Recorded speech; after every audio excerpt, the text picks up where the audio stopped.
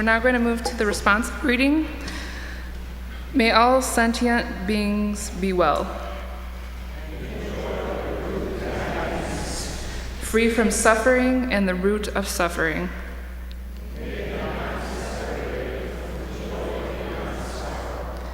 May they dwell in spacious equanimity.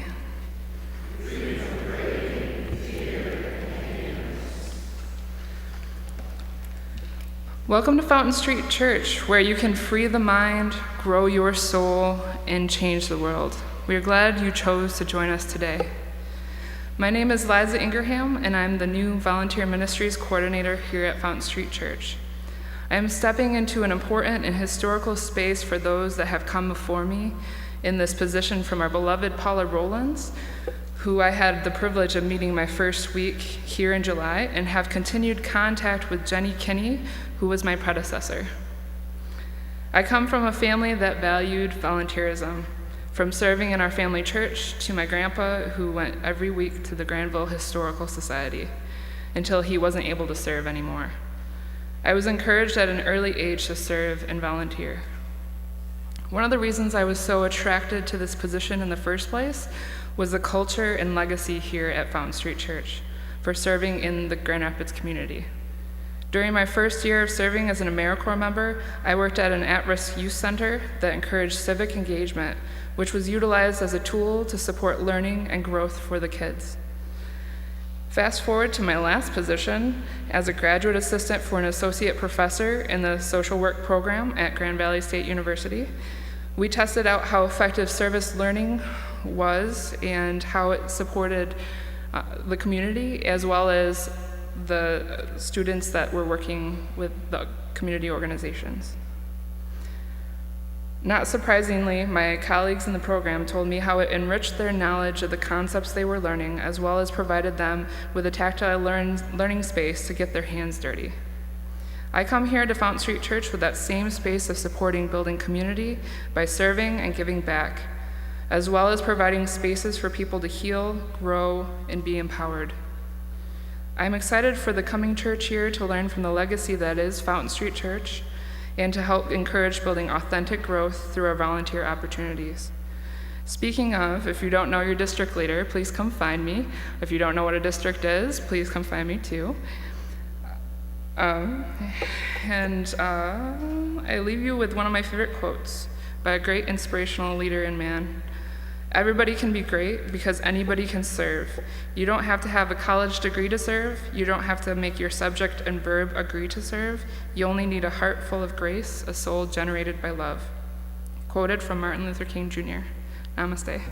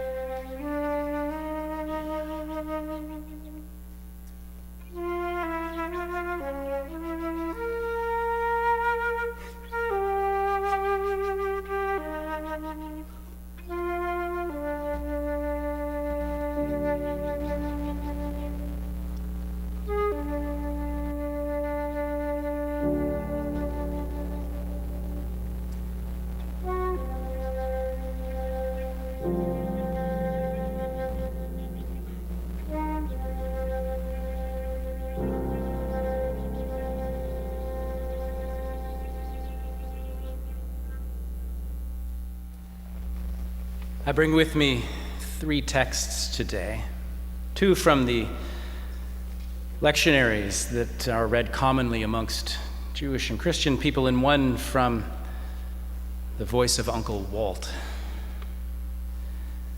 I invite you to a kind of listening which pays attention to the rhythms that are expressed in these 3 voices. From the book of Exodus, the story of Israel, the one who wrestles with God, at a time in the desert when they have run out of water, that symbol of life, and they're not at all pleased with the one who has led them there. The people thirsted there for water, and the people complained against Moses and said, "Why did you bring us out of Egypt, to kill us and our children and our livestock with thirst?" And so Moses cried out to the divine, "What shall I do with these people? They are almost ready to stone me." And then God said to Moses, "Go on then ahead of the people, and take some of the elders of Israel with you, and take in your hand that staff which you struck the Nile, and walk. I will be standing there in front of you on the rock at Horeb.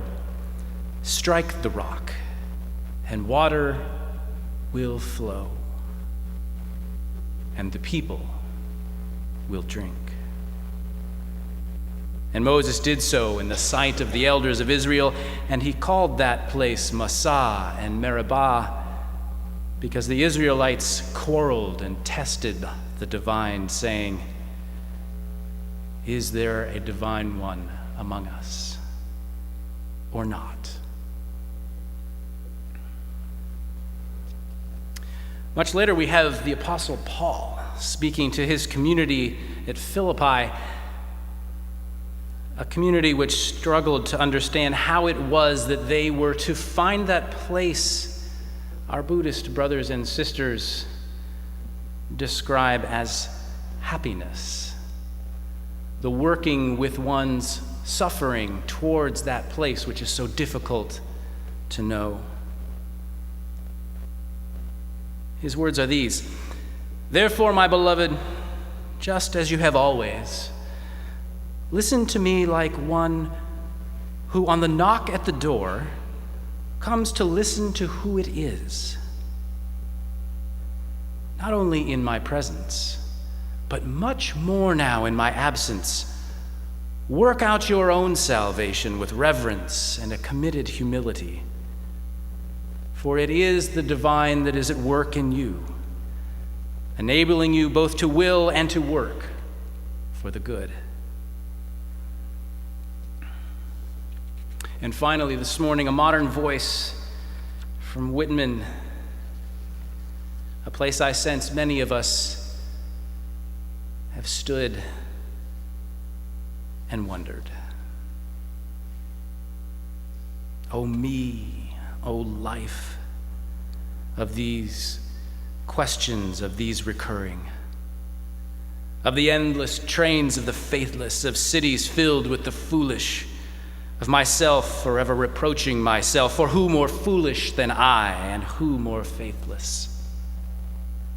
Of eyes that vainly crave the light, of the objects mean, of the struggle ever renewed, of the poor results of all, of the plotting and sordid crowds I see around me, of the empty and useless years of the rest, with the rest, me, intertwined.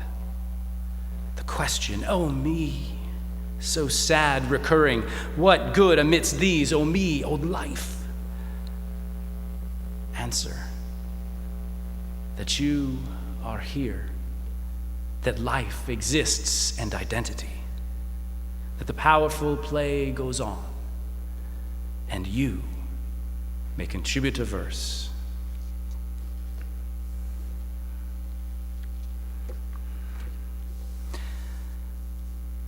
I want to play this morning with these three sacred writings. which all circle around this question of the great human drama called how is it that we should work, that we can work with suffering into happiness? How will we respond? What is it for? Where does our suffering come from, and how might we resolve it?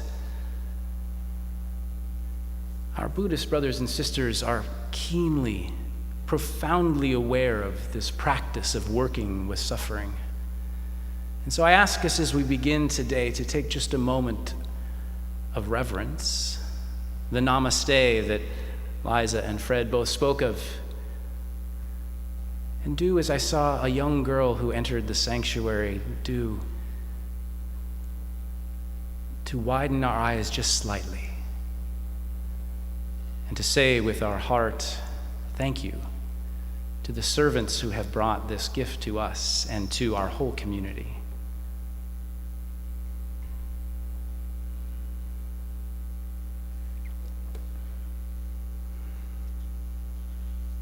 The story of the Israelites and the wisdom of Paul and the beauty of Whitman do not offer us any direct solution to the practice of suffering and happiness. They offer rather challenges and encouragement, hints around the edges of how we might live and move and work. And so I ask you to listen closely again to the beginning portion of the divine message to Moses about how it is that he is to help the people. There is a rhythm here, present not only in this message, but in the words of Paul and of Whitman. It says, and the divine said to Moses, go on ahead of the people and take some of the elders with you and that staff with which you struck the Nile, and walk.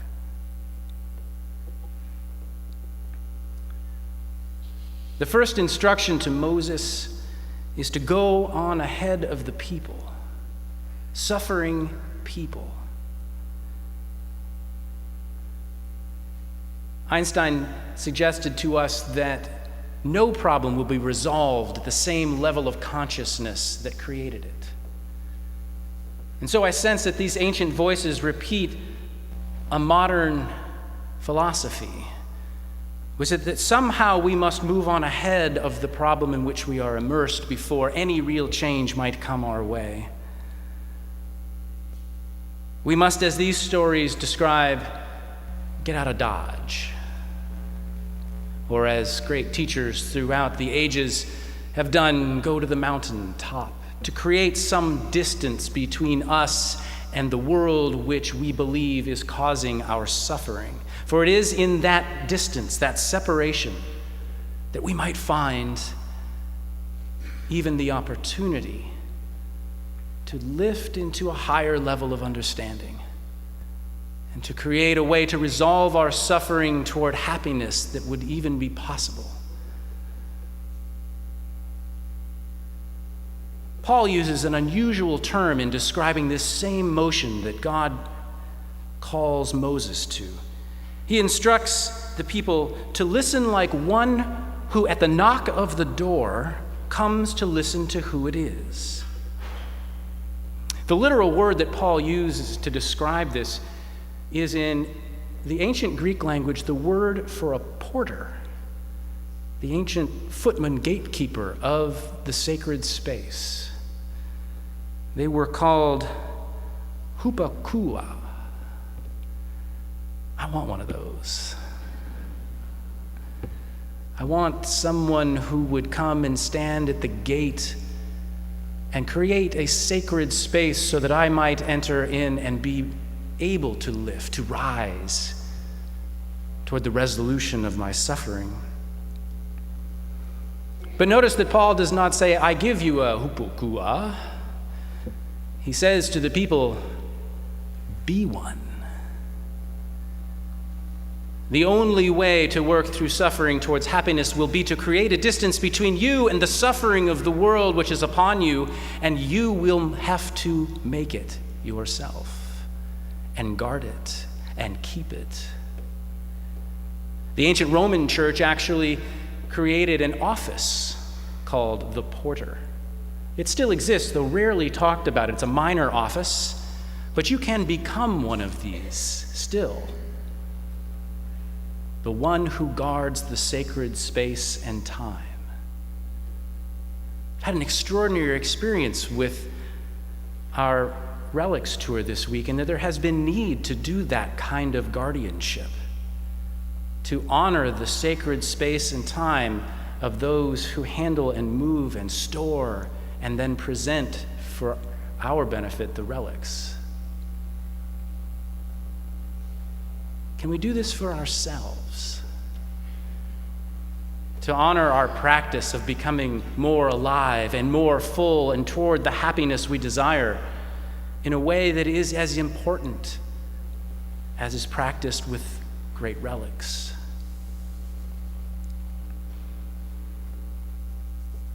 It's going to be difficult. For I sense that when we modern folk hear the knock at the door, you all just said without speaking, "Who's there?" Knock, knock, who's there? Knock, knock, who's there? Who's there? And none of us seem to appreciate the extraordinary anxiety that is present in such a response. And it became lifted so much clearer to me this week as I explored this wonderful little job called the hupakuo. Because the hupakuo does not say who's there. Listen again. The very definition of the word that Paul says is essential to creating the space necessary to resolve our suffering is like one who at the knock at the door comes to listen for who it is. To make a space capable of transforming our experience, we need to stop talking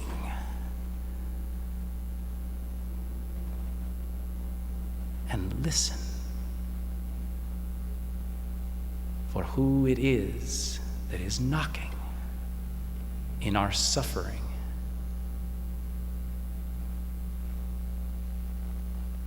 If we want to heal whatever suffering has come our way, if we really want to change our experience, it is time to take some space and to stop asking who is there and simply listen. But time and space will not be enough. Moses is instructed not only to go on ahead of the people, but to take some elders with him and a staff, an old staff that has a story with it. The old story was that the staff was present at Pharaoh when they were released from slavery. And so anyone who saw the staff had this powerful connection to those elders who had helped them to be free. If we're going to find that living water or work out our healing, we need some elders to come along into these separate, sacred spaces we might make. And that's really good news for all of you who might think of yourselves as elders today. You are truly needed, truly. But quite honestly, in this day and age, I'm kind of finding that most of you who are wise like this have got stuff going on. I don't know one of you who's sitting around waiting for me to show up and say, "Hey, you got time to go up to the mountain? I need some help." But if we read more closely, the call is not to bring elders along in order to have them tell us what to do, though I know that's the fun part. The role of the elder is to be a witness to our doing. We need those wiser than us to be present before us, and by simply their presence to call from us a higher and better self. This is where I sense we can truly benefit from the practice that is suggested to Moses, which is to bring a relic with him, a physical object which through its history brings the presence of those who are no longer with us. It's a tangible reminder of a person or an event. It is through the presence of a relic that we can indeed, through our reverence, our veneration, our awe and respect, feel the power of an elder without a word spoken. Over the years, as I've visited folks as a part of my pastoral calling, I've had the chance to be in the presence of some pretty cool relics. Funny thing, most people, when you ask them, don't think they own any relics. We think of relics as old bones or ancient jewelry from the Queen of the Nile. Who's got that? But when I ask people to tell me about the objects they have that connect them powerfully to people or events, oh, let me show you my relics. Cases full of them. Sometimes whole houses full of them.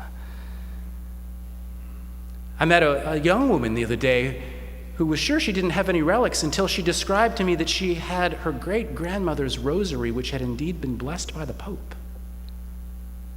And it held this venerated space in her home. And you could just see within her, even the thought of the relic and its presence drew from her a breath and a life that was profound. A pair of shoes worn to win the Olympic mile. Really old shoes.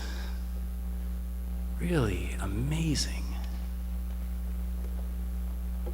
Simple things, too, like an old recipe card with stains on it, held by a 90-year-old widower who told me that he can still taste the cherry pie when he holds the recipe in his hand. 60 years of cherry pie on an old stained piece of paper. Priceless. And it got me to thinking about the relics that I have in my pocket. The pocket knives and the coins and the poetry and the golf putter. Each one connected to a person in a place that has profoundly inspired my life. One of them is particularly helpful to me. It's my grandparents' grandfather clock. It was built in the late 1700s. When I was a boy, my grandfather used to make a pilgrimage with me once each day when I lived in their home during the summers to wind the clock. And that sound. When he passed, his 4 children gave me an extraordinary gift of that clock. It's funny, the mechanism doesn't even work anymore. There's some parts missing that the foolish young man that I was when I got the clock didn't think were all that necessary. But I can hear the sound of that clock just by being in the presence of the box. It stands like a sentinel, like an ancient porter, like a hupokuo, listening and guarding the sacred space of my family's table. A table where we light Sabbath candles and do homework, share stories and tell secrets, and we laugh and we cry and we say, "Oh me, oh life." It is a relic which brings my grandparents to me as a witness to our living, to our struggle with suffering toward happiness. And I know that each of you who gathers here this day has a relic like this too. Maybe as simple as a coin, or as profound as an entire home. The question I have for us this morning, for each and every one of us, is what are you doing with your relics? Are you going on ahead of the people? Are you creating sacred space in which you might bring such a thing as Moses did in order to find that higher level of consciousness that might bring life and life abundant? Are you taking time with your relics in your hands or nearby so that you can work out your own salvation, as Paul says? Relics are powerful things. And so I want to commend us this morning to be very careful with them. It's possible for a relic to become too important, something we worship rather than venerate. There's a powerful difference. My Hebrew professor in seminary said to me, really, there's only one commandment. Idolatry is a bad idea. All the rest are commentary.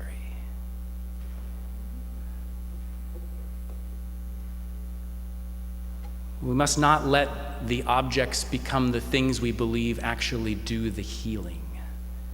It is our presence with them, our willingness to walk, as Moses is called to do, that can bring more happy.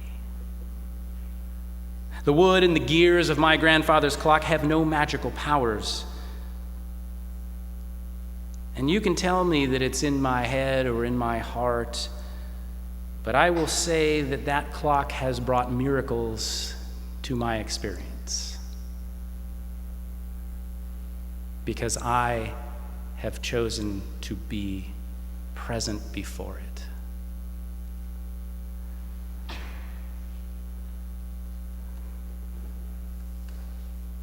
And that is why the last word of all three of these texts this morning is so important. In one way or another, each of these great voices who invites us to a practice of working towards happiness through suffering says, get on with it. Walk. Work out your own salvation. Contribute a verse. Our relics must not chain us to a wished-for past. Their only helpful role is to inspire us toward an active present. All of the sacred space-making and relic-keeping in the world is useless if we are not willing to change, to walk, to become, to work out our own salvation, inspired by this practice. This call to walk, to move, to act is the inspiration behind the newest relic that I hold. Actually, I don't get to hold it. It wears me. As many of you know, I was quite close with my stepfather. He passed away a couple years ago, and he left me his cowboy boots, and I'm wearing them right now. And I only put them on when important things are happening. And they will not last forever. But his gifts to me can. These boots are a bit uncomfortable, actually.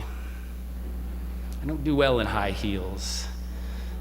My fabulous wife says to me, they don't look that great on you either. But I can tell you, every single step I take with them brings Rolf, my stepfather, present to me. He was a man who knew how to do that thing called walk, called working out his salvation towards contributing a verse. He was sober 35 years. And there was not a week that I lived knowing him that I am aware he failed to show up for his meeting. He'd already nailed the sober thing decades before. But he knew that he had to keep practicing. and that his presence as an elder before those who were just beginning their walk with suffering was now his calling, his verse to contribute. And so I wear the boots and I remember. And it takes me to a higher place because they are not perfectly comfortable. And they tell a story that is less than glorious because there was a time before the sobriety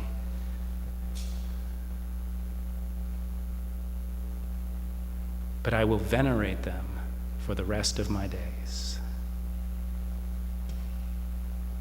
And so I call us this morning to do the same, to make space, to cherish and venerate our relics, and to hear them call us to move, to act, to walk. May it be so that this is our practice, and that it would indeed save the world. Shalom, salam, and amen. Graced this morning by the presence of the Venerable Norbu. If you would please take a seat for just a moment. I'm going to invite her forward. She's agreed to take just a moment with us to do two things of sacred value. One is to tell us something of the relics that are with us, but also it is to welcome and to invite all who are gathered today to come and be present with the relics. And so it is a formal sort of invocation. So I'd like to welcome the Venerable Norbu, and if you would give her your attention. Good morning, everybody. Welcome to this event, to this exhibition. And what I would like to share with you is a little bit about the relics.